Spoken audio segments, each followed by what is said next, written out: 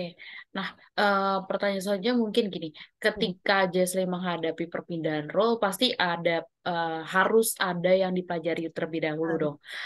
Pasti ada mungkin mengenai pelajaran mengenai apa yang dikerjakan oleh role yang baru sekarang, mungkin aplikasi juga beda atau uh, hardware-nya juga beda gitu. Kira-kira gimana sih Jesslyn?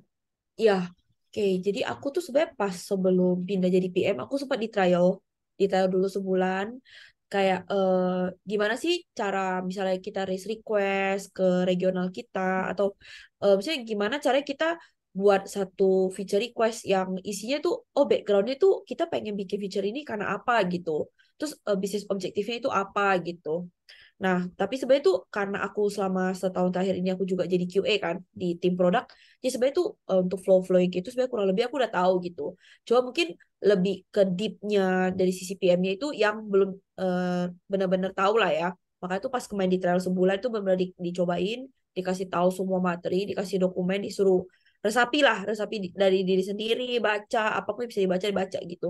Terus juga pas itu company juga ada training sih, dia ada training khusus buat PM kalau misalnya ada PM-PM baru yang baru join nah itu aku ikutan join gitu jadi aku pas ikutan training itu bareng-bareng sama PM-PM baru yang lainnya gitu. Oke. Nah, pertanyaan selanjutnya, Jaslyn. Pasti ketika ingin menjadi seorang PM, pasti ada soft skill, ada hard skill. Mau Nah, pekerjaan apapun pasti butuh itu gitu.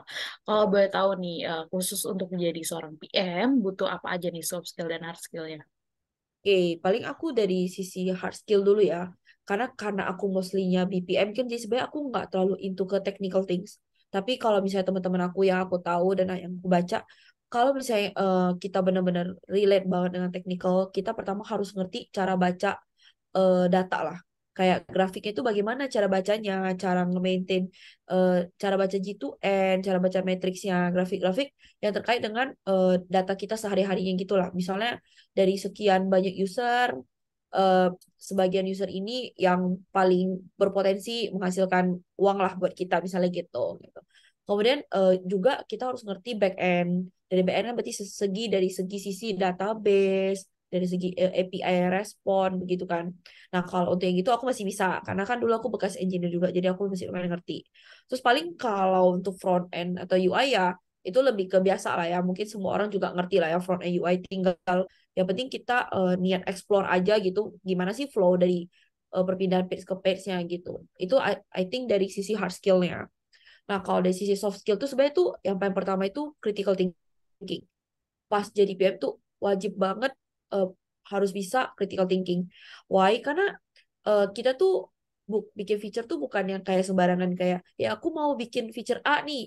Yuk kita rilis gitu. Habis itu kita percobaan gitu ke customer. Nggak gitu kan. Kita pasti butuh research dulu kayak oh dengan ada feature ini kayak kita bisa bikin proyeksi ini deh gitu. Atau dengan ada feature ini kayaknya customer kita bisa meningkat lah gitu jumlahnya atau mungkin jumlah ordernya gitu kan. Terus yang kedua tuh adalah lebih ke rasa ingin tahu. Karena kalau bisa jadi PM tuh gimana ya? Kita harus tetap belajar sih. Karena ibaratnya kan tiap tahun kalau bisa kita lihat tuh tren bisnis kita tuh selalu berubah-berubah kan. Nah, itu kita tetap harus belajar terus gitu loh kayak kita harus tahu nih kompetitor kita udah sampai mana sih.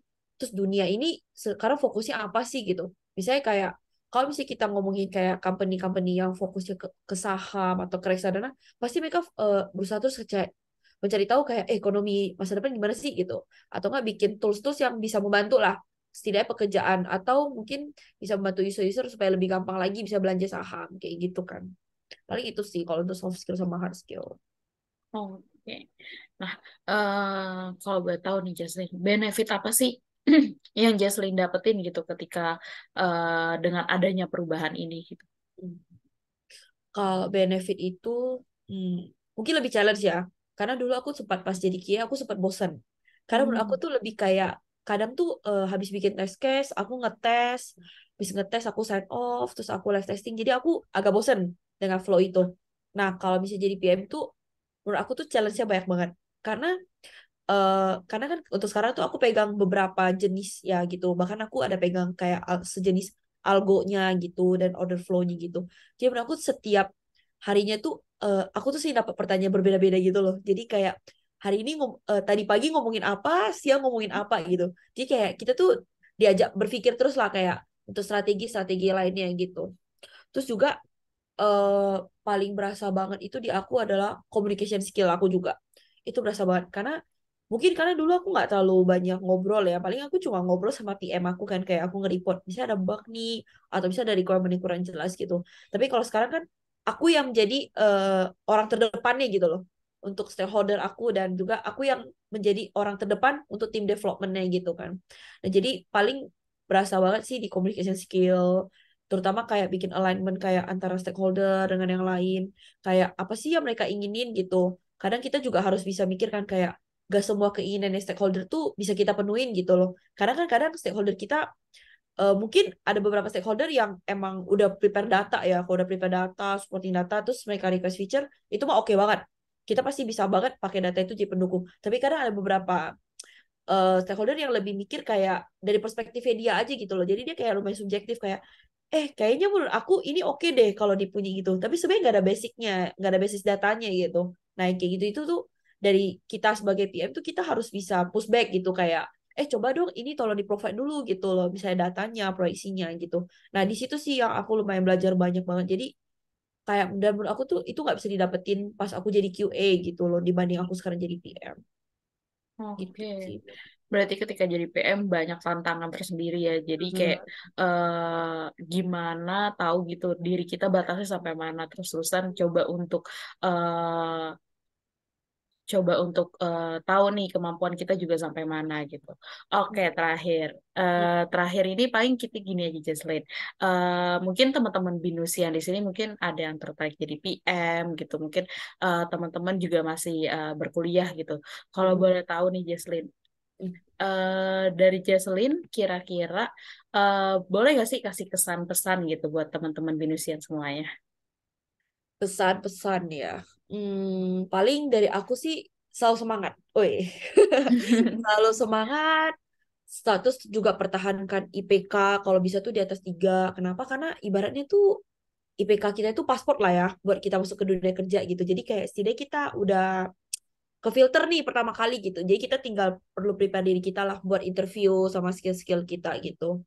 Terus yang kedua juga kita tuh harus selalu punya rasa ingin tahu menurut aku kita harus punya ingin rasa ingin tahu terus kita juga harus bisa lebih ke berdiri sendiri lah ya kayak kita tuh self driven gitu jadi kita tuh apa-apa jangan bergantung terus sama orang lain gitu tapi kalau bisa tuh dari kita dulu keinginan sendiri dulu kayak oh pengen tahu ini nih maka kita coba Google atau mungkin kita coba nanya orang lain gitu sama juga kita nggak boleh takut untuk bertanya sih bertanya belajar dari siapapun lah gitu mau dia junior mau dia senior kita tetap harus eh, tanya lah gitu karena bisa jadi junior kita kadang lebih pintar kan apalagi di zaman sekarang tuh kayak mereka bahkan kuliah aja sebenarnya mereka lebih maju nggak sih dibanding kita kan kalau bisa kita bandingin sama zaman dulu gitu terus juga kalau misalnya dulu pas zaman kuliah kan kita biasanya dikasih tugas nih sama dosen gitu kan dikasih tugas diingetin disuruh kapan kumpul gitu tapi kalau misalnya kalau udah kerjaan ya udah dikasih kita harus selesain gitu kita harus solve sendiri mereka mah nggak peduli gitu loh kayak